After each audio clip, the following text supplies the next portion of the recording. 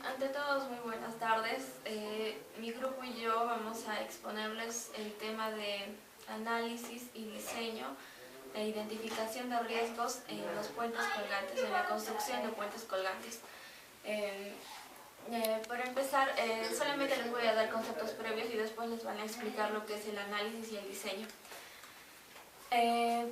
Voy a empezar con lo que es un puente. Un puente es una construcción de ingeniería física matemática alta que consiste en diseñar o elaborar estructuras y formas estables donde vamos a encontrar cables de diferentes formas. También vamos a encontrar que las vigas y los soportes son de materiales resistentes. Ahora les voy a mostrar que existen tres tipos de puentes: los puentes tirantes, colgantes y los de armaduras. Aquí, este de aquí es un puente de tirantes. Su recorrido es corto y es en línea recta, o sea, los cables tensionados son en línea recta y su forma es de Y es igual a X más B. Luego les voy a mostrar este que es el puente colgante, donde su recorrido es más largo, es mucho más largo que el anterior y sus cables tensionados tienen la forma de una parábola. Entonces va a tener la forma de Y es igual a AX cuadrado más B. Luego tenemos aquí este último que es el de armaduras. Y este de aquí no tiene cables tensionados. Lo que vemos aquí es, este es el camino por donde van a pasar los carros, ¿no? Y este es el soporte que está hecho de forma triangular y estas vienen a ser las armaduras. Un ejemplo de este puente es el puente de fierro. Este puente, a diferencia de estos dos, es que este no tiene cables y este sí. Estos dos sí tienen cables tensionados y estos no. Después les voy a hablar sobre lo que es las partes de un puente colgante. Ya, aquí, esto de aquí es la viga o torre. Todo esto de aquí, todo esto es nuestro armadura de esfuerzo. Esto de aquí es el cable secundario y lo que está aquí en el medio es el cable principal. Ya, también el puente colgante también tiene tirantes, pero estos están ubicados de esta manera, así, en todo el puente.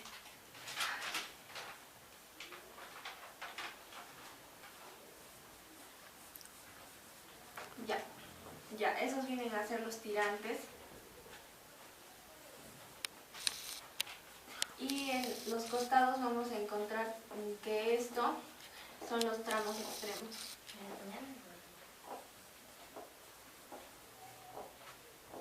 Ya. Luego vamos a encontrar aquí el anclaje. Ya, esas serían todas las partes de un puente colgante. Ahora les voy a explicar para qué sirve la viga o torre.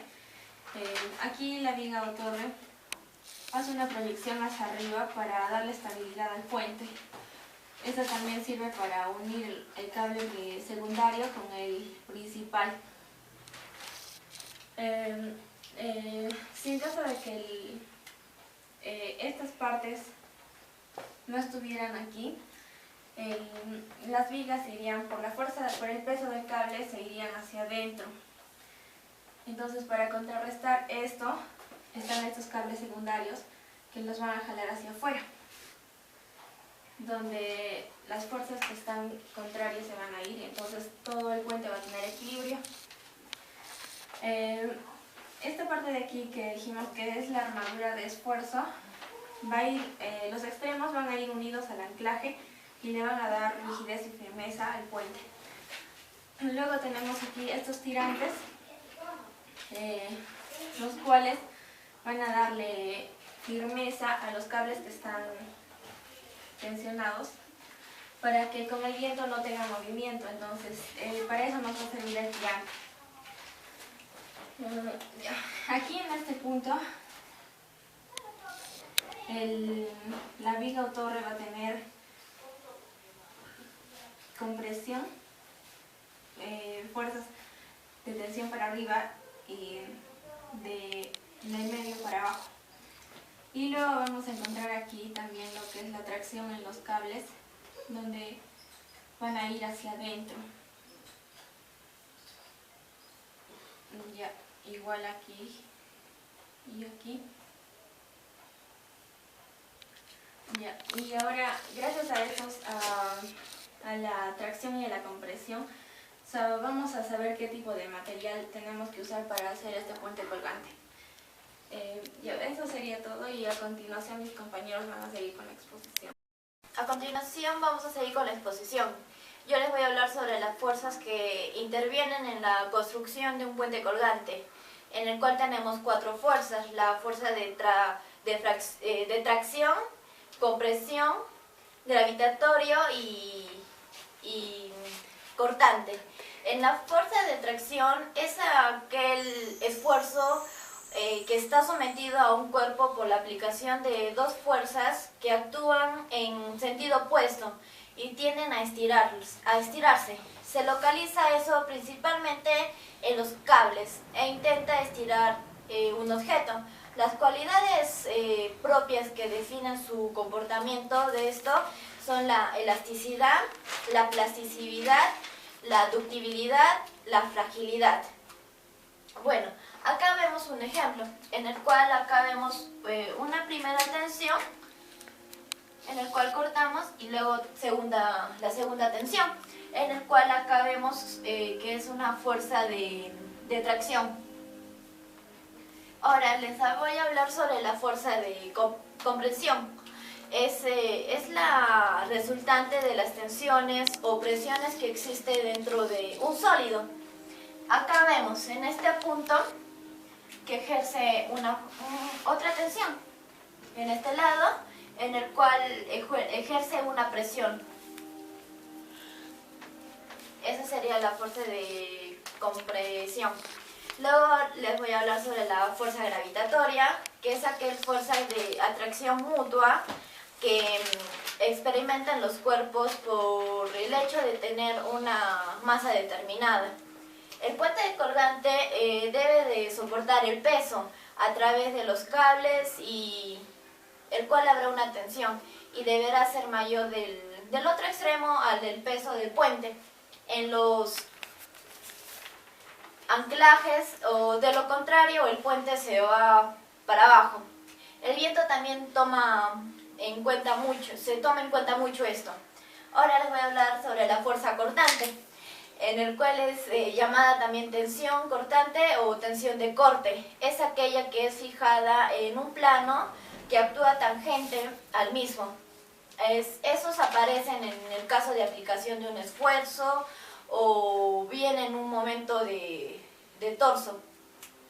En las piezas alargadas, como las vigas o los pilares, en el plano de referencia suele ser un paralelo a la extensión transversal.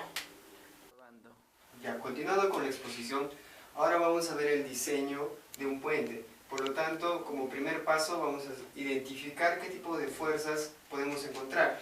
Entonces tendríamos aquí un peso, podríamos poner peso 1 y aquí el peso 2 y peso 3. También tenemos qué tipo de fuerzas. Por ejemplo, en esta viga podremos encontrar una reacción que sería en X, reacción en X1, y también podría ser reacción en Y1. Igual en este punto sería reacción en Y2 y reacción en X2. ¿Ya se han ido? Podríamos tener aquí, podríamos darle valores que sería aquí L1, de aquí sería L2 y aquí L3. Y simplemente después de esto podríamos ver qué tipos de fuerzas son y cómo los podríamos hallar. Podríamos hacer aquí sumatoria de fuerzas en el eje X y sumatoria de fuerzas en el eje Y. Y también podríamos aplicar momentos. Entonces, como primer punto podríamos hacer la sumatoria de fuerzas en X es igual a 0. ¿Qué fuerzas tenemos en X?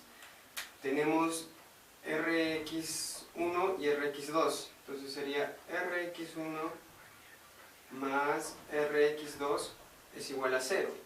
Obtenemos de acá una ecuación. Ahora, podremos hacer también lo que es sumatoria de fuerzas en Y es igual a 0. Ya, en Y, ¿qué fuerzas tenemos? Tenemos para arriba Y1 y Y2 como fuerzas positivas, ¿no? Porque se supone que si tienen la dirección para arriba son positivos. Entonces tendremos RY1 más RY2 menos, tenemos el peso 1, el peso 2 y el peso 3. Menos el peso 1, menos el peso 2 y menos el peso 3. Y esto también es igual a 0. Y tenemos una segunda ecuación. Ahora también podemos hallar lo que es los momentos de fuerza en cada punto. A este punto le designamos como punto A y a este como punto B. Podríamos hallar los momentos, sumatoria de momentos, en el punto A. Y obtendríamos ahí que, entonces, todas las fuerzas que tenemos en A serían 0. ¿Por qué? Porque estamos tomando como punto de referencia. Entonces, RY1 y RX2 serían 0. Simplemente haremos con las demás fuerzas que nos quedan. Serían, a ver, P3 por la distancia, que sería L3 medios más L2 más sería positivo porque se moverían antihorariamente, o sea, sería un movimiento antihorario, entonces sería positivo, sería P2 más P2 por la distancia, que sería L2 medios. Y tendríamos otra fuerza que sería P1, pero como es negativo, ¿por qué? Porque se supone que estamos tomando como punto de referencia este de acá, entonces sería negativo, y por la distancia sería menos P1 por L1 medios. Y eso sería igual a 0. Ya tenemos una tercera ecuación. Y podríamos hallar también otra ecuación que sería en el punto B. Sumatoria de momentos en el punto B. Y también tendríamos en esto,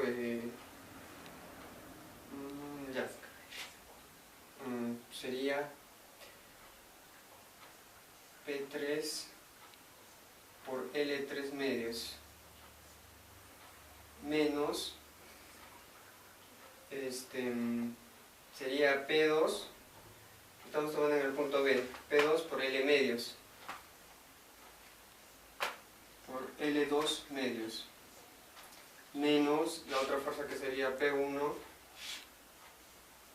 por la distancia, sería L1 medios más L2, y eso también sería igual a 0. Tenemos una cuarta ecuación. Entonces, a partir de ahí podríamos hallar valores, y esos valores se podrían reemplazar y gracias a eso podríamos ver, o se debe de saber qué tipo de materiales podríamos usar en el diagrama o en la construcción de los puentes. Ahora vamos a hacer lo que es identificación de algunas fuerzas, ¿no? Aquí podríamos tener una fuerza que sería de tracción, y en este punto una fuerza de compresión. ¿Por qué? Porque se supone que estas dos tensiones están haciendo una fuerza de compresión, y la fuerza de compresión sería la reacción con la que estos cables hacen presión contra la viga. Entonces, y de acuerdo a eso podríamos hallar lo que es prueba y error, ¿no? De repente nos confundimos y ponemos de repente a esta sería como una fuerza de compresión, ¿no? Y si ponemos eso, o sea, nos va a salir un valor que es negativo, y entonces una tensión no puede ser negativa. Entonces, si nos sale ese valor, es decir que está mal. Entonces ahí podríamos identificar si es un error o no. Y ahora vamos a hacer el DCL de un punto. Vamos a tomar este punto, lo vamos a agrandar y vamos a hacer... Entonces, tomamos esto para hacer el DCL. DCL, y hacemos solo de esta parte de la viga. O sea, hacemos como un zoom y para identificar qué tipos de fuerzas y hacer el DCL. Bueno, como primera fuerza tendríamos acá su peso. La segunda fuerza sería la reacción en X, y la otra fuerza sería la reacción en Y. Ahora tenemos en esta parte lo que es la fuerza compresora. La fuerza compresora, y también tenemos aquí una tensión, que podríamos tomarlo como tensión, y por simetría ambas tensiones serían iguales. Entonces eso nos daría también otro tipo de fuerza, sería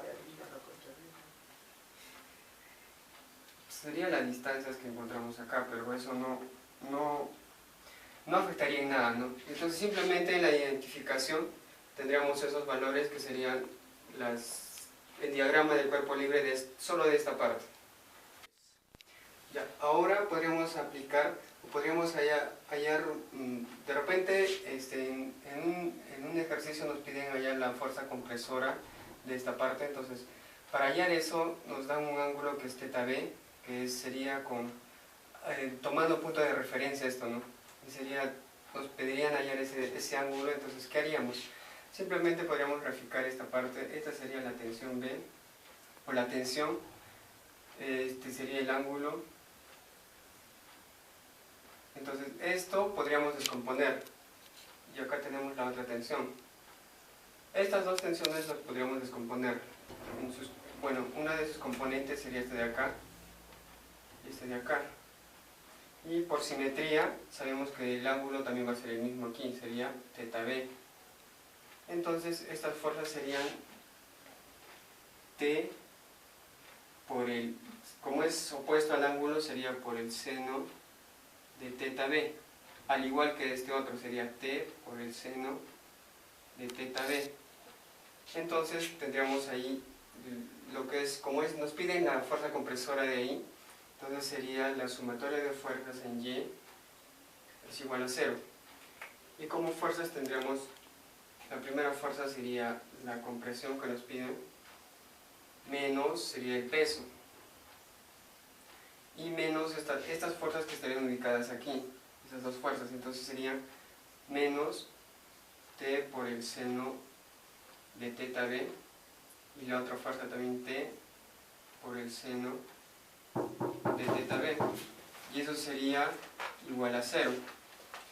Entonces tendríamos que la fuerza compresora sería igual al peso menos 2 veces la tensión por el seno de θb. Entonces podríamos hallar de esta manera, pero como no nos dan valores, simplemente nos dan el ángulo y las tensiones, ¿no? Entonces si nos darían los valores podríamos reemplazarlos, ¿no? Y tendríamos un valor exacto. Entonces en este caso simplemente la compresión sería esto de acá. Eso sería todo.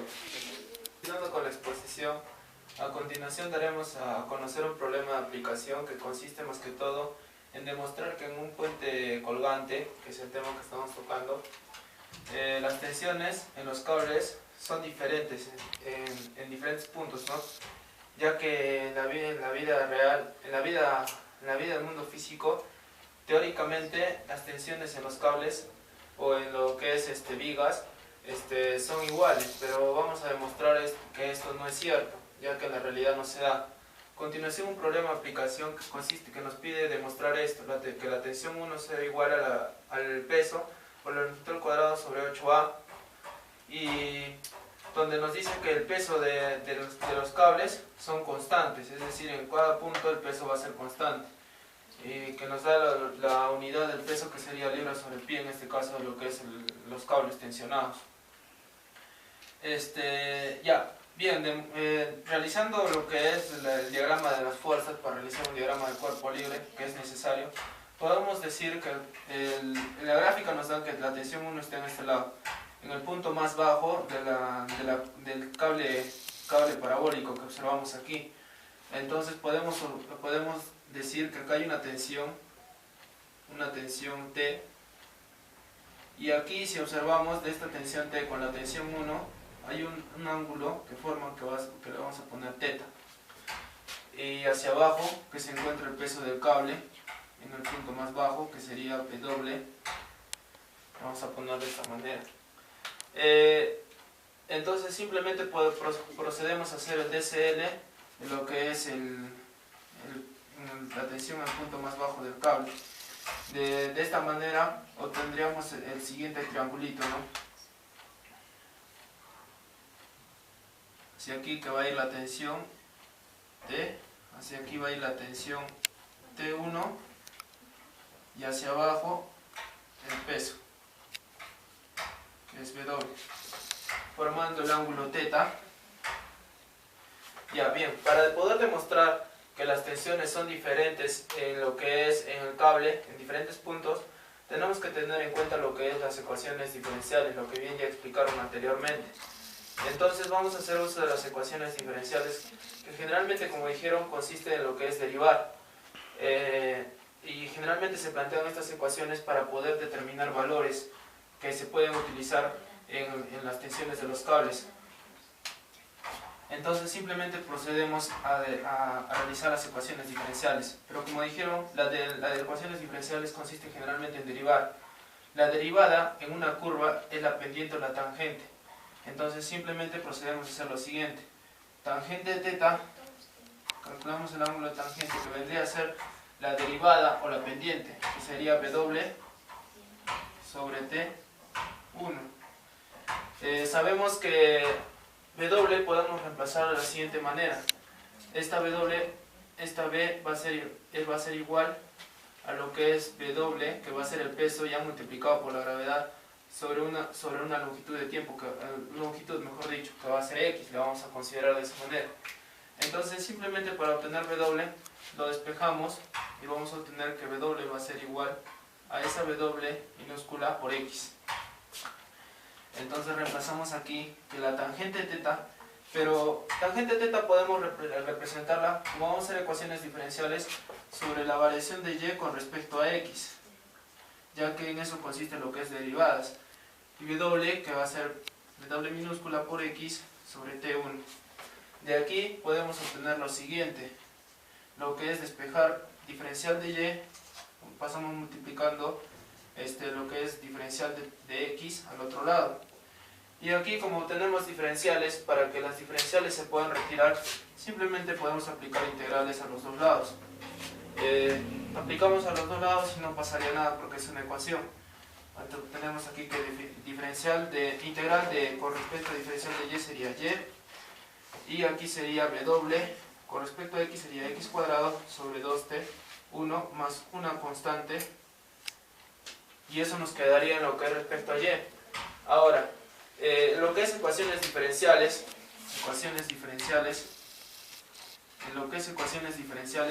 se aplica lo que es muy conocido, las condiciones iniciales que ya expusieron anteriormente.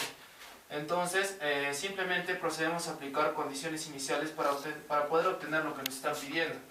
Nuestra primera condición inicial sería, como es en el punto más bajo, consideramos que esto sería 0,0. Entonces, hacemos a X0 y a Y0, en lo que es nuestra ecuación que hemos obtenido aquí. Si Y va a ser 0 y X va a ser 0, todo esto se va a hacer 0 y nos va a quedar que 0 es igual a 0 más una constante. La constante va a ser 0. por lo que podemos decir que la constante en este caso es 0 y se anula simplemente. Hemos hecho eso para obtener el valor de la constante, ya que nos está fastidiando ahí. Entonces, otra segunda condición inicial sería establecer lo que es la tensión en un punto, ¿no? Por ejemplo, como hemos dicho que la tensión es variable en diferentes puntos, podemos considerar en este caso donde se encuentra la viga. Simplemente lo que procedemos a hacer es ubicarnos en este punto, que sería P. De aquí a aquí, nuestra longitud nos dice que es L. Entonces, que seríamos la mitad, sería L medios, coma A, ¿no? En el punto L medios, coma A, que es lo que nos dice que va en nuestra altura desde el punto más bajo del cable parabólico hacia la viga. Entonces, reemplazando en ese punto, consideramos que esto es X y esto es Y en nuestra ecuación.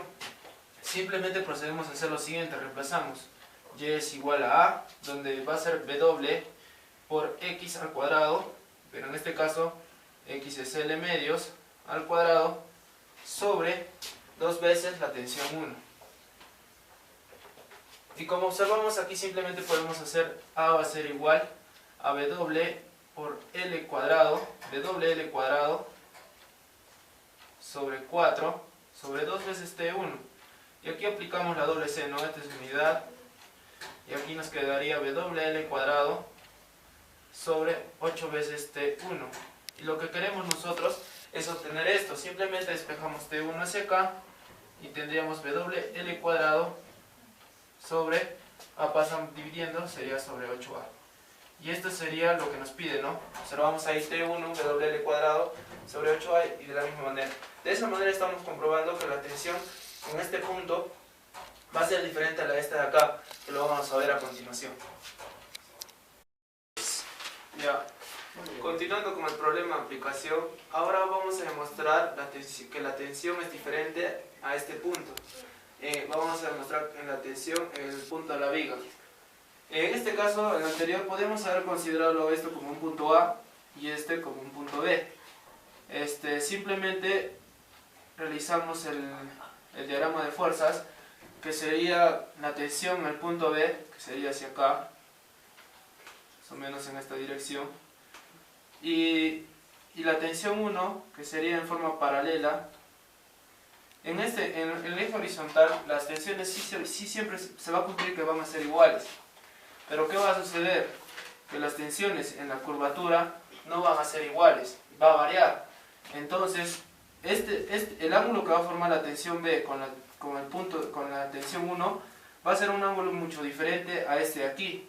Por lo tanto, vamos a considerarle teta B. Un ángulo diferente, este era teta A, supongamos. Un ángulo totalmente diferente al que estaba aquí en el filo de la curvatura parabólica.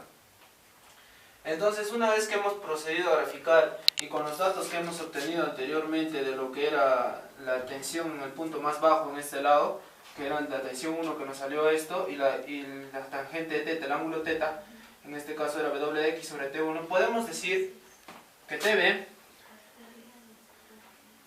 va a ser igual, mejor dicho T1, perdón, va a ser igual a TB coseno de teta B. Si nosotros realizamos la descomposición vectorial, vamos a ver que cumple eso. T1 va a ser igual a TB coseno de teta B. Teniendo en cuenta eso, también podemos decir que la tangente de teta, nosotros sabíamos que la tangente de teta, en este caso teta B, va a ser la misma acá arriba, ya que el peso, si lo ubicamos, va a ser en este lado, la tensión en este, y va a ser cateto opuesto sobre adyacente. Entonces vamos a obtener lo mismo, WX, que el caso anterior, ¿no? Sobre T1. Entonces simplemente procedemos a reemplazar. No olvidar que este punto punto es L medios, A. Entonces reemplazamos simplemente ahí en la ecuación, que sería tangente de teta B va a ser igual a W, donde X va a ser L medios.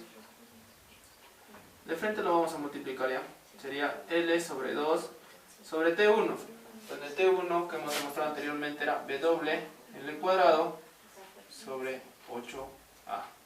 Simplemente aplicamos la doble C y vamos a obtener que esto va a ser igual a WL por 8A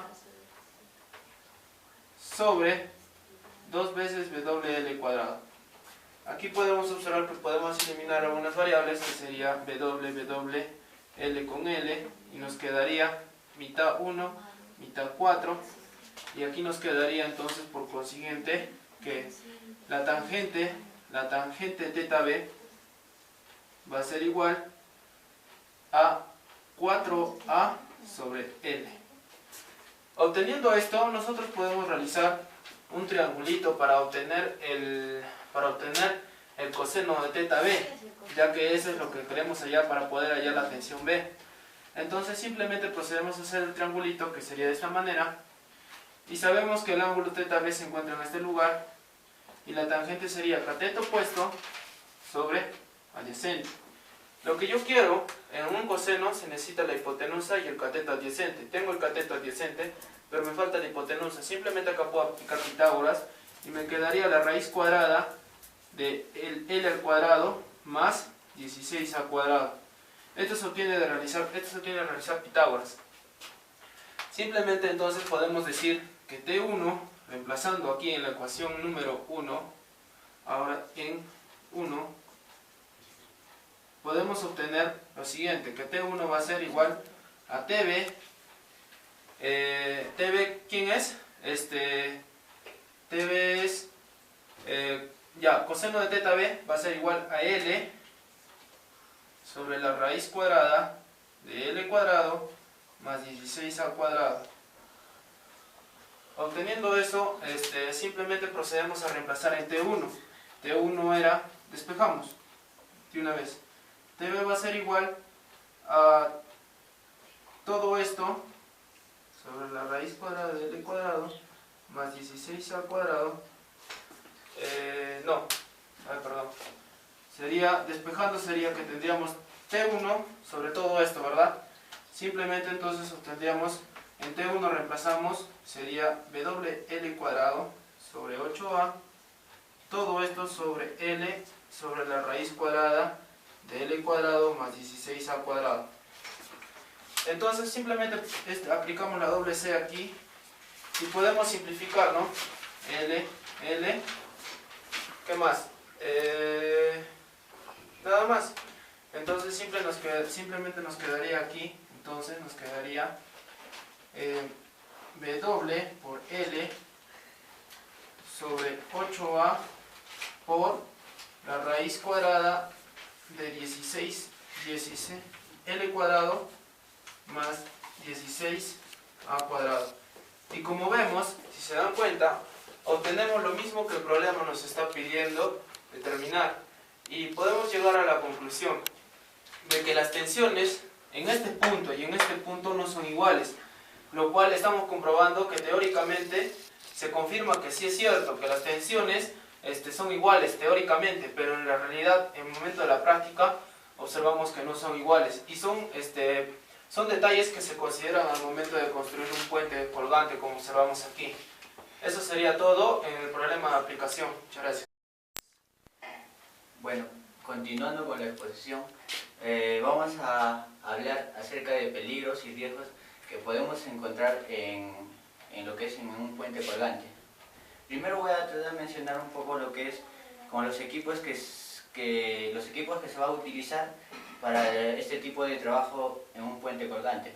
Ya podría ser equipos que son equipos motorizados, que son las maquinarias pesadas, y también se va a necesitar todo lo que es personal y los estudios que se hacen un arquitecto, un ingeniero civil y las demás carreras, por ejemplo, para estudiar el suelo, para establecer la construcción de un puente se necesita un geólogo, ¿no? Entonces, en este tipo de trabajos encontramos diferentes tipos de peligro y riesgos. Así como nosotros somos ingenieros de seguridad estamos estudiando, y de nosotros es controlar, cuidar al personal, evitar riesgos, evitar accidentes y dar medidas de control y solucionar todo tipo de problemas.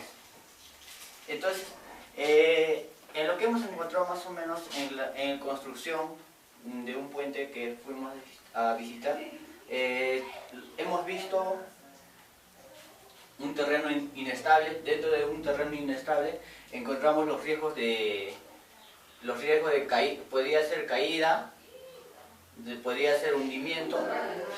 Las medidas de control en este riesgo, tenemos que inspeccionar el área y poner un cerco con malla de seguridad.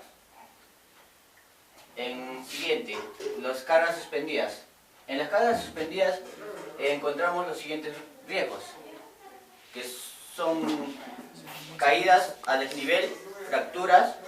Y frente a eso, ¿qué medidas podemos controlar? Frente a caídas y fracturas, tenemos que igual poner un cerco perimétrico y establecer la señalización correcta. En objetivos punzocortantes tenemos los riesgos que nos pueden ocasionar los objetos punzocortantes son lo siguiente: cortes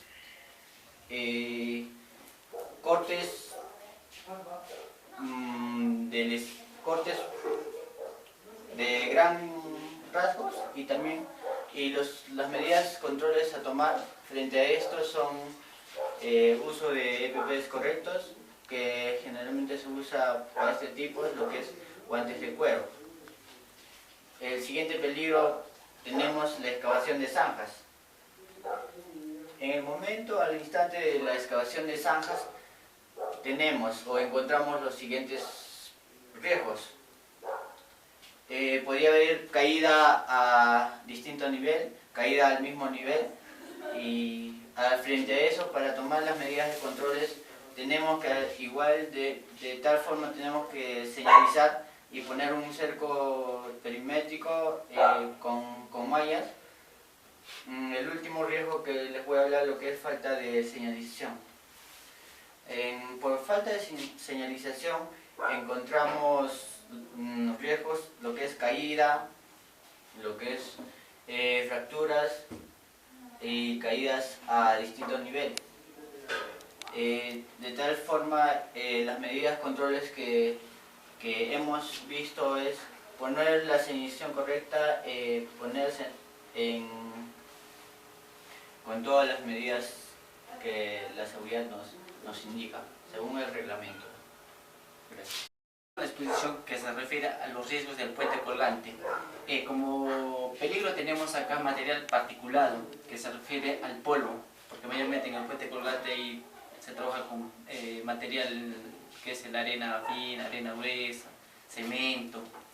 Y como riesgo tenemos que es el daño a los pulmones.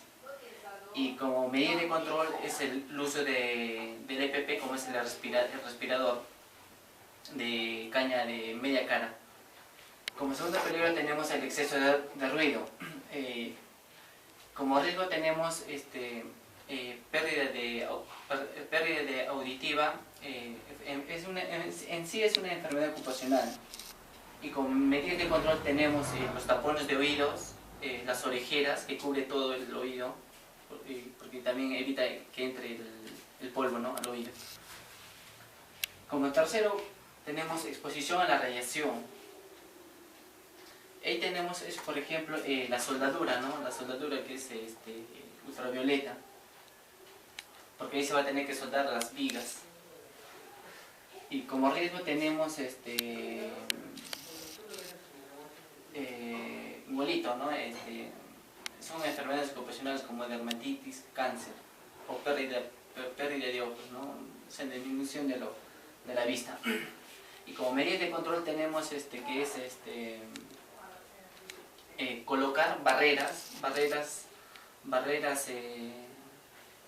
ultravioleta, anti-ultravioleta. Equipos de movimiento, es un peligro. Y como riesgo tenemos que, como vemos que cuando se construye un puente colgante, vemos que hay maquinarias como tractor oruga, cargador frontal, que van a estar en movimiento, y es un riesgo Y como medida de control tenemos que designar el acceso que sea para las maquinarias y acceso que sea para los peatones, o sea, para el personal que está trabajando alrededor. Y como último tenemos la instalación de los cables, del puente colgante. Y como riesgo tenemos la fricción de dedos. Y como medida de control tenemos el no utilizar los guantes correctamente, aunque no tenga nada de huecos. El uso del EPP en sí, el EPP que esté con las cintas reflectivas.